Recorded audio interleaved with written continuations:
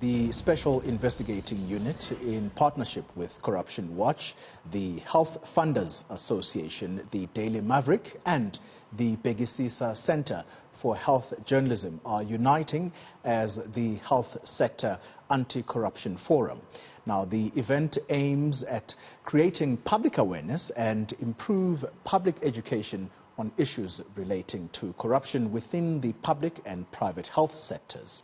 Now, the webinar will also profile the current activities of the SH or the HSAC and the attempts of its members to combat corruption and fraud in the health sector. Let's speak now to the SIU spokesperson, Bhekisisa Centre.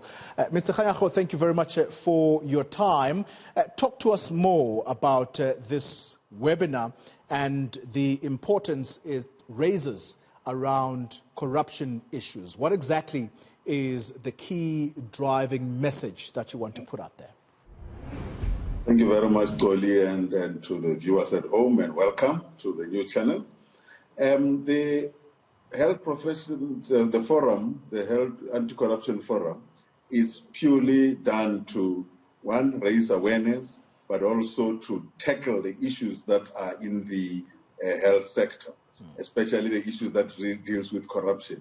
Therefore, the webinar that we started yesterday evening was one of the many that we're going to do, where we want engagement with the public to make sure that they understand the issues that are there in the health sector area in relation to procurement, especially now when we have the majority of our investigations focusing mainly on PPEs, which are in the health sector. Therefore, we are saying to the people out there, let us be vigilant, let us work together, because this forum is not only an SIU forum, it is a forum that involves even ordinary people and organizations like Corruption Watch, like Section 27, who are representing the public out there. Therefore, we sit all of us together and we look at the cases and we help each other to make sure that we deal with the corruption that is happening and deal with it with the certainty and the facts that are before us. Talk to us about the warning signs that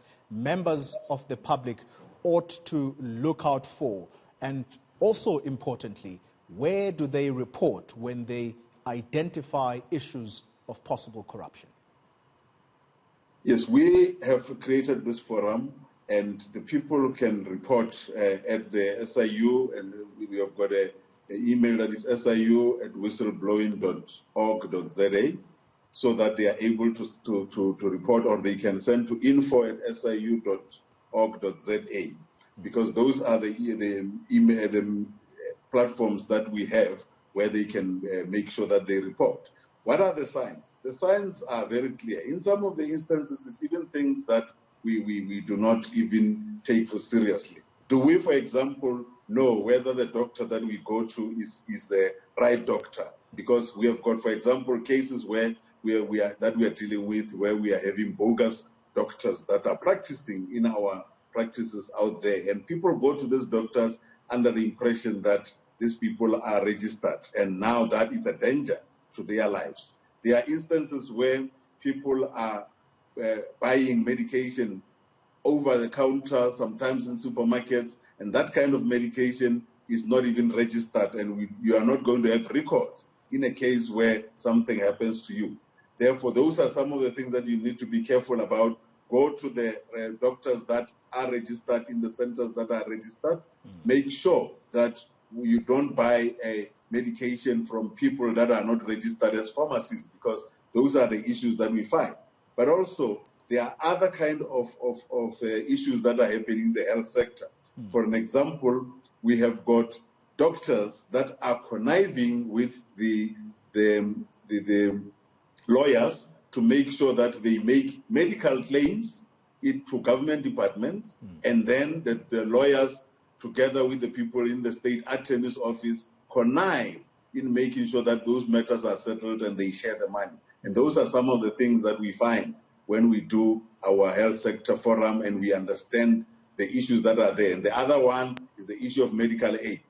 People are misusing the medical aids, and that results in the increase of the medical aid monies that we have got to pay because people are using them to buy groceries and they are conniving with pharmacies to do such things. Yeah.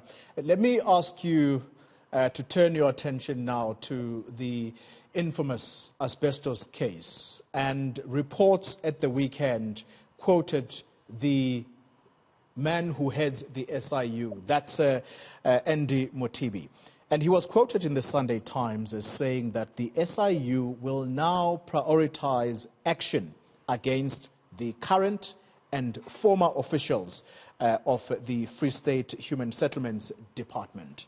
Are you at liberty to tell us who these individuals are, and when he says that you are now going to prioritize, or the SIU is now going to prioritize this case or prioritize the action? I think that's the word, action. What exactly is going to be done? Yes, as you might know, when people have not been arrested, we are not going to be at liberty to talk about them. But what is going to be coming now with that case, because you remember the arrest was made on 7 people, and there's a clear indication that there are 2 people that are supposed to be arrested soon, and a possible third, depending on the finalization of the investigation. But also, that is the element that relates to criminality. Therefore, the other element that we deal with is the issue of disciplinary. We go back to the department and we look at who did what, who did not do what, so that we can then recommend that those people be disciplined and make sure, even though they are also part of the case, the criminal side, we need to also check. But the second part that we are going to be dealing with is the issue of you must remember the amount that we are talking about is 255 million. And of the 255 million, 230 million has already been paid. And the remaining 25 million, the people that have done all this wrong are even still having guts to want to claim the remaining 25 million. And we are then taking this matter and we are working together with the department to make sure that we support them in the case to not pay the remaining 25 million while we are working with the asset forfeiture unit to recover assets to the value of 300 million. Because people might ask, the 300 million, what is it about? It's the 255 plus interest.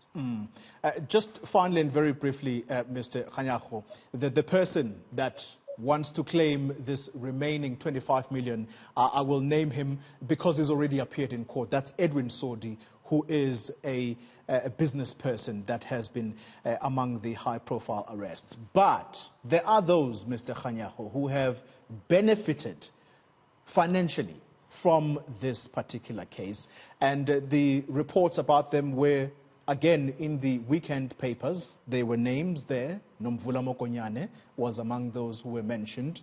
The Free State former Premier, Ace Magashule. Are these some of the people that you are going to be following up on? We work on the basis of evidence. If evidence leads us to them, we are going to go after them without fear or favor. Because at the moment, if somebody, for example, was given money and there is nothing that he has contributed in the fraudulent whatever, we cannot just follow them up, except the fact that we will have to then say they must bring back that money because it was proceeds of crime. But if there is evidence that shows that they were part of this criminality that happened, they will then go into the element of the arrest that is dealt with by the Hawks so that they can go and answer for whatever demeanor they have done. Therefore, we are not going to leave anybody not dealt with at the moment. But one thing that we need to understand is we are not following people, we are following processes, and evidence will lead us to them. All right, and I can just imagine the cynicism from members of the public who are listening to you saying those who took monies simply ought to pay them back. Well, how about arresting them? I'm sure they'll claim. But let's leave it there. Bhekisisa Centre speaks for the Special Investigating Unit, talking to us from Centurion.